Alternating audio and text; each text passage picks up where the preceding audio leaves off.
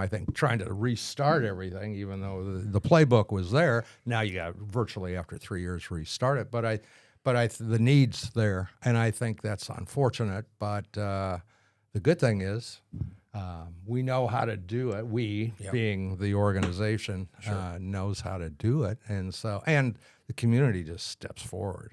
It's amazing a phenomenon. to me. Yeah, it really is.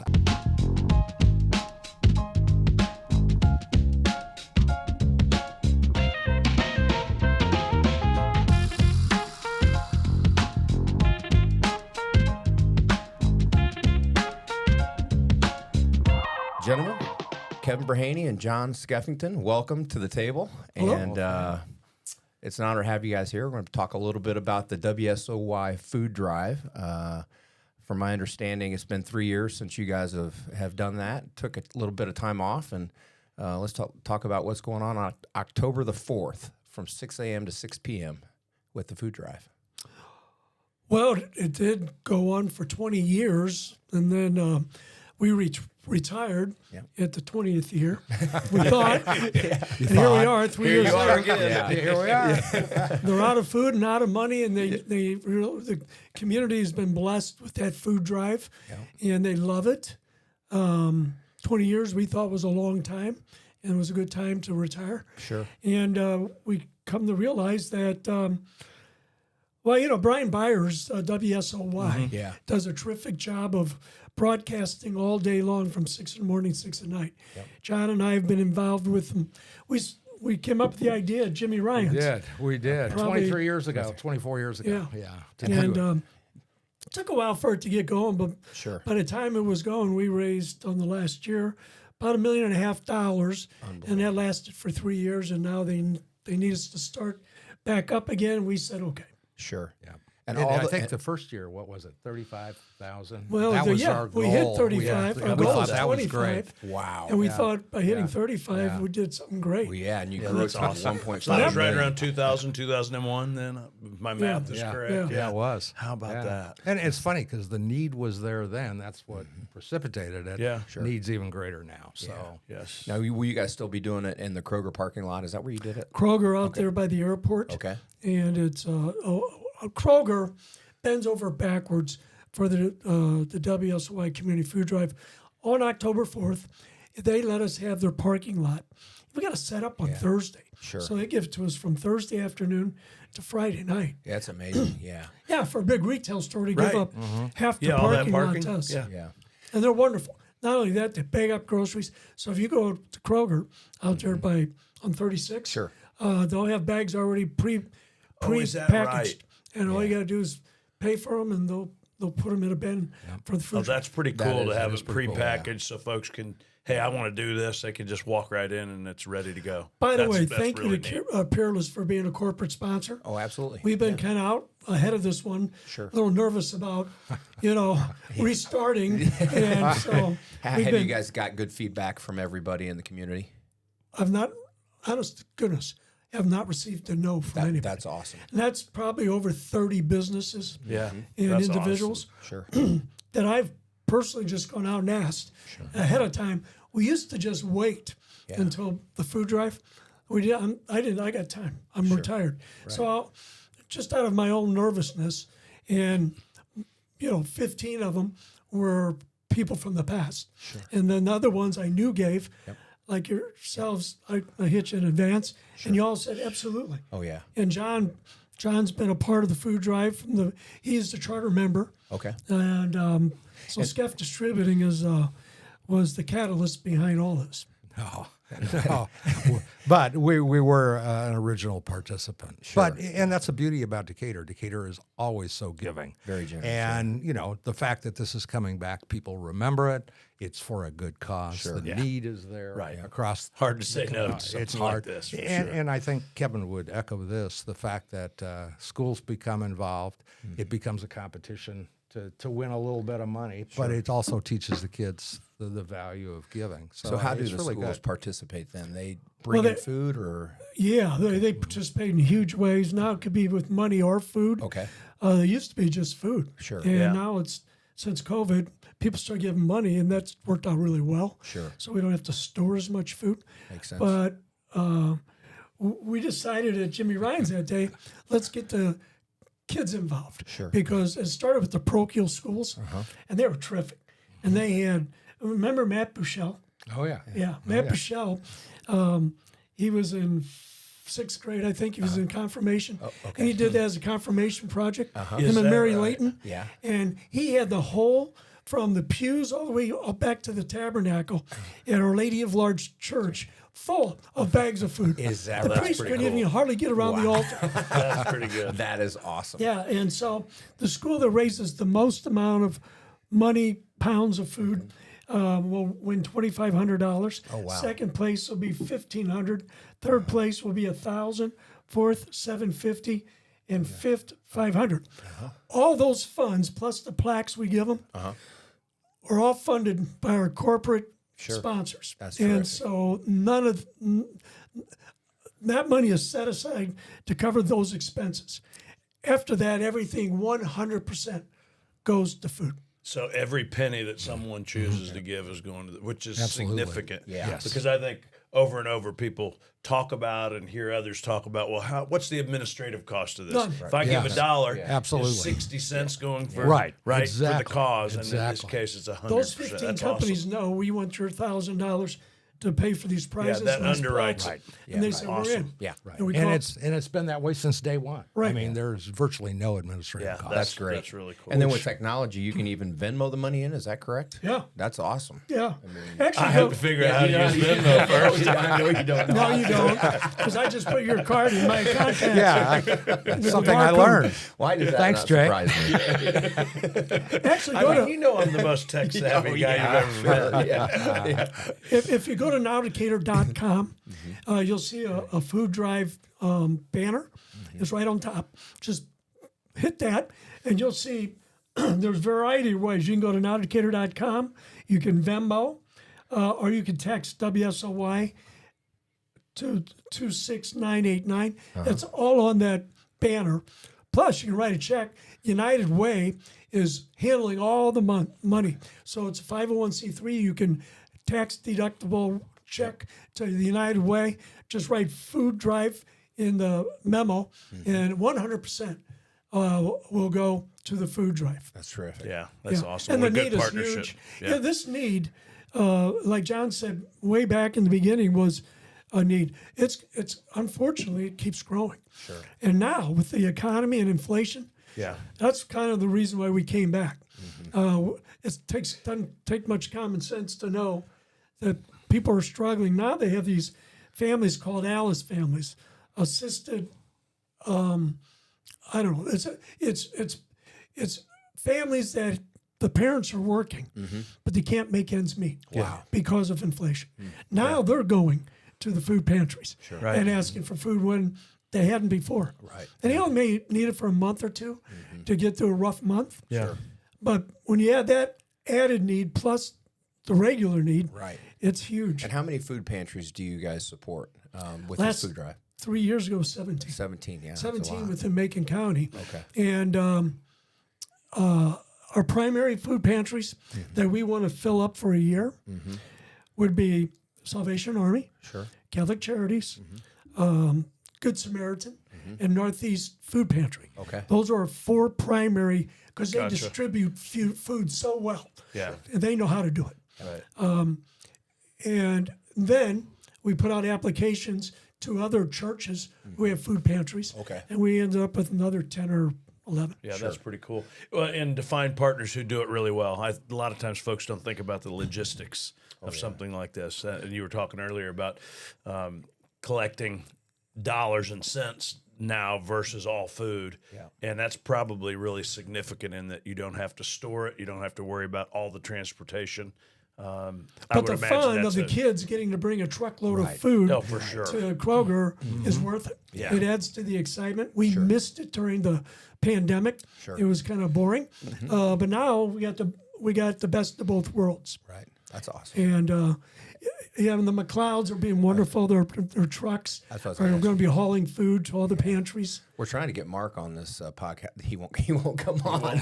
Yeah, I said it's not live, so we can edit anything you say that's not appropriate. Yeah, he's pretty colorful. He is. Very You good. get McLeod and Dawson at the same time. Yeah. That'd be good. That would be an Skeffington, It might be an You'd X-rated. have the Irish yeah. Mafia right in one place. I love it. That is good. Talking about inflation. So earlier we were talking. At some point in time, you figured about $1 a pound of food, and what's the number today? We're still, I mean, $1 a pound is a good average number. We were parlaying that when we were using the Springfield food pantry. Okay. But now we went, all of our money went into theirs, and it was like $1.29, $1.30 a pound. But now we're letting the food pantries. The problem with that, they didn't always have what the pantries needed. They have certain types of quantities, and Good Sam needs big quantities. So we're just giving them the money and the food, and they can go to whatever food bank they want to, or Kroger, to get their food. We're raising the money, we're raising the food. They're in the food business and food distribution business. We'll let them do it on their own. Makes sense. Well, will the money that you guys raise for this will it get Macon County through a year?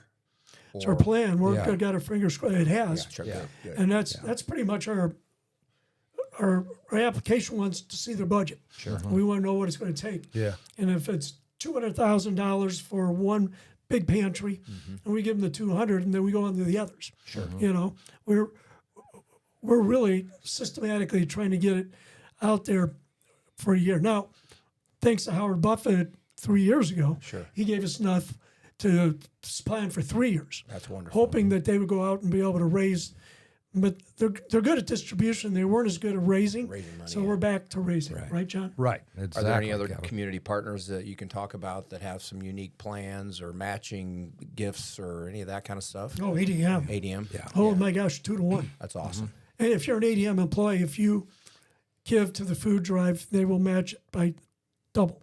That's terrific. Yeah, that's awesome. They are a great partner as well. I can go down a list of wonderful companies: Peerless, Dunn Company, Sure. McDonald's. Once I start, I'm going to get in trouble. Right. Because, and then there's some individual philanthropists. You know, the Weismans. Yes. Yes. Now, the Weismans haven't lived in Decatur or Macon County for, 5, 6 years. I didn't know Bob moved, and I didn't know. Oh, yeah, he hasn't. They live either in Chicago or Florida, depending upon the temperature Yeah, good for of them. the city. And, but Florida more than Chicago. Yeah. Yeah. they have a family foundation. Oh, wow. And he asked me not to mention the dollar amount, but it was quite a bit. And we're playing golf one day, and he said, "Hey, I'm really glad you guys are doing the food drive again." And we hadn't given in 3 years, and so we're going to triple our gift this year. Wow, that's terrific. That's pretty cool. And it was big. Yeah, I believe it. Restarting after being doing it for 20 years, being off for 3 years. What are you finding to be the biggest challenges today versus what they used to be? Or are they still exactly the same or very much the same? I think the challenges are the same. I think trying to restart everything, even though the playbook was there, now you got virtually after 3 years restart it. But the need's there, and I think that's unfortunate. But the good thing is we know how to do it. We, being the organization, knows how to do it, and the community just steps forward. It's That's a amazing to me. phenomenon. Yeah. It really is. And I can tell you a story. Some friends of mine were talking. We were at a meeting, and they were talking about starting a food drive, and their goal was to hit 100,000. And then when I told them what we did, it just blew them away. I mean, we're a community of what, 70? Yeah, That's probably. amazing. It's just amazing. Yeah. Just amazing. Yeah. And you know, it's amazing. We're on the air from 6 in the morning to 6 p.m. on WSOY. And WA&D is really wonderful. And the Herald and Review have been great too in years past. So everybody kind of knows about it by the time October 4th gets here.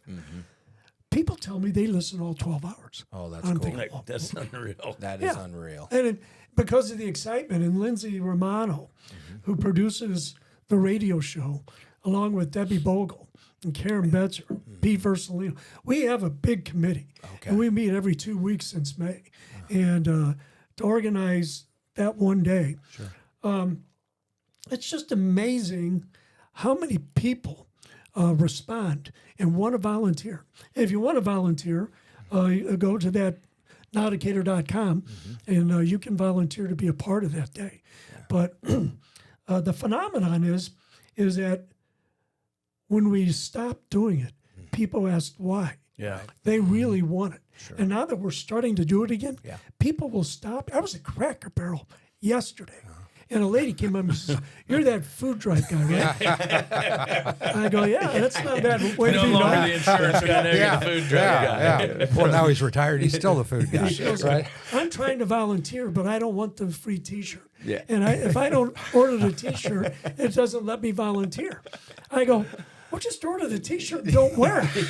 Right. Give it away. Right. I'm out of the blue at Cracker Barrel. She goes, "Oh, could I do that?" I go, That is "Yeah, do it." awesome. I love it. It's that kind of enthusiasm. It's a phenomenon. Yeah, it really And is. we want people. Thank you for letting us talk about it now. Yeah. Because we're 2 weeks out. Yeah, That's right. And we got to get the word out. sure. You can do it now. You can give now. But it's fun to listen on October 4th. I love it. Well, we'll have it on there'll for be at least 3 or 4 people who listen to this from, for sure. you know, I as know for popular sure. as this is. Right? From the last time I was on, this is a good venue. Right. Or not. That's right. What else? What else would you guys like to talk about though? Because we want to help you guys promote this and get it out there and get it out to the masses. Back to Bud Light. I started this movement. Hashtag Back to Bud Light. Okay. There you go. That was nonsense. I mean, I'm a Republican. Sure. But I'm also a huge AB fan. Yep. I grew up in St. Louis. Sure. And AB was the matriarch company of St. Louis. Sure. Just like ADM Right. is in Decatur. I've never seen an organization. I tried to emulate in a very small way when I ran J.L. Hubbard. What would Anheuser-Busch do to market their company? By supporting the community. AB does that all over the world. And for them to take the kind of heat that they took over kind of a dumb mistake on Bud Light was they paid the price. But now go back to it. It's great beer. Yeah. And that's my, when I had my radio show, Soy City Buzz, I started hashtag Back to Bud Light. Well, we Well, have thanks, a Kevin. local watering hole that every now and then Chris and I go to called the Office Tavern, and for about 2 weeks, it seemed like the Bud Light buckets were not on the tables, and now they are. They're back. It's starting to come Is it back. starting But to come back? it just goes to show you, right, wrong, or indifferent, the power of social media. For sure. But the fact is you can put anything on social media. So the stuff that was out there wasn't 100% accurate. Right. They made a mistake. But they are a huge supporter of this country. Sure. Of the thing, folds of honor. You can go on and on and Yeah. on and on. Always have been, always are. So I think, people get all jacked up and then people pile on, right? Right. And I think that was it. But we are seeing people come back to Bud Light, which is good. Yeah. Which is good. Absolutely. Well, that's awesome. And thank you, Kevin. I appreciate it. yeah. Well, it kind of aggravated me. Well, yeah. You know, I know John Skeffington. Sure. Ever since I've been in Decatur, we've Absolutely. been buddies like your family and mine has, Brad. And to see them take an undeserved hit Yeah, I agree. for what Skeff Distributing does in the Decatur community. Oh, I you know, know. it's just wrong. Yeah, And, agreed. we all have things we wish we hadn't said or done. Sure. And a marketing person made a bad decision. But it wasn't horrible. Right. I mean, it was stupid. But Bud Light, Anheuser-Busch, the way they market, anybody that runs a business can learn out of their playbook on how to market their business. Yeah. No question Except about for it. that. Right. Yeah, right. Yeah, well, and everybody makes mistakes, and there are a lot of companies that have made them. But I think the reality of it is we're local, just like you guys are local, and we employ local people, and we support local charities and Local activities causes and all like that. this one, And I think yeah. that's where you have to keep it in perspective. Hey, another thing, which is kind of fun to talk about with you guys, I'm an old guy now, and I've been around in business for 46 years. I've since retired. But to be able to turn a good portion of my book of business, well, all my book of business, over to my son and 2 son-in-laws at First Mid Insurance Group, run by Dan Martini, Yes. who's been an employee of ours for 30 some odd years.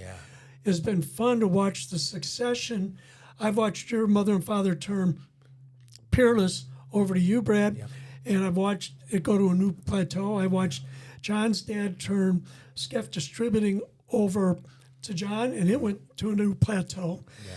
And now I've done it with my kids. Yeah. And they're doing terrific. I know they are. That succession planning and keeping it within the family really helps the communities. Well, and and I don't know your kids as well as I know Kevin, yours and your son-in-laws, and I see them in the community. I mean, you were everywhere when you were out doing what you were doing. I That see was them the out fun as of much. being in business, yeah, isn't it? Yeah, you were very good at it, and I'm glad to see you guys are still around and still helping out the community, because Decatur is very, very fortunate to still have you guys.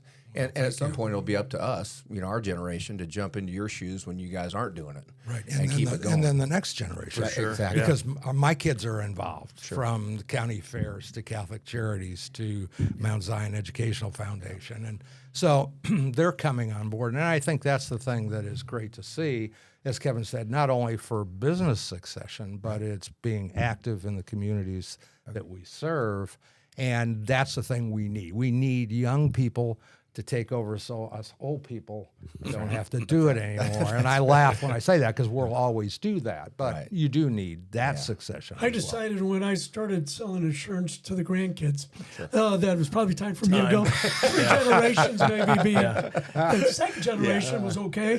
But by the third generation, they're just looking at me and shaking their head. Yeah.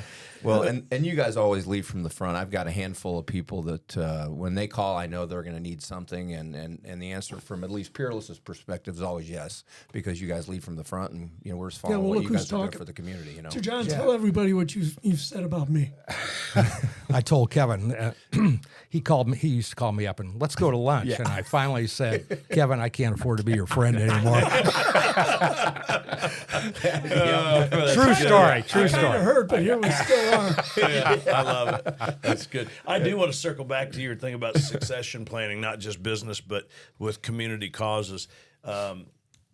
If we're not intentional about bringing along the emerging leaders, the next generation and the generation after that, it just doesn't happen. And so I hope that all of us sitting at the table, and I know we are working intentionally to bring the next generation along. But I hope the folks who happen to tune in and listen to this will make an intentional choice to do that, because without being intentional, it won't happen. Yeah. Well, Chris, I think you need to lead by example. Yeah, You do. Amen. That's You do. forced And to I think happen. we did. But we were also lucky, Kevin, myself, Pat Dawson, I can go on and on and on. Oh, David Tyler. David Tyler. Or Frank Tyler. But we were a group that hung out together and got involved. We'd drag each other into other events. Like I used to drag That's why you can't afford being friends anymore. Can't afford to be his friend the Catholic anymore. Mafia might have something to do with it. But I think that's true. So I think that's what needs to happen. Is we did lead from the front. We got involved in a lot of things, and I think to some degree even we weren't great at bringing the next generation along. Right.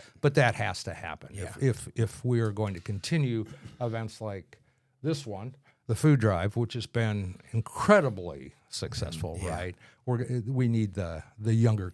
The younger groups to start stepping up. And it's not that they aren't, but we need more. Sure. Yeah. Absolutely. More commitment. Yeah.